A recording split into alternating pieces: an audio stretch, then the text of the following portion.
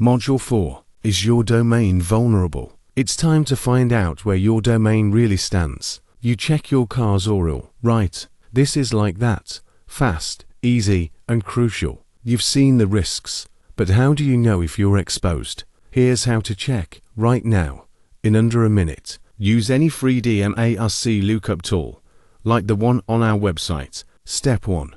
Enter your domain name. Hit check DMARC.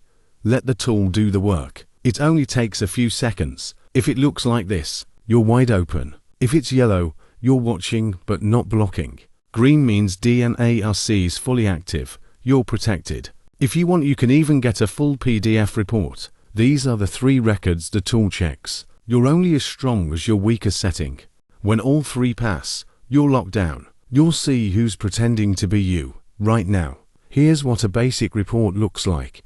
Domain, IP, pass or fail. Most people are shocked what they find. Even one missing record leaves you open. What color did you get? Red, yellow, or green? If it's red, don't wait. If it's yellow, you're halfway there. If it's green, great job. Now that you've seen what's missing, we can show you how it's set up together. Let's set this up together. Start Module 5 now.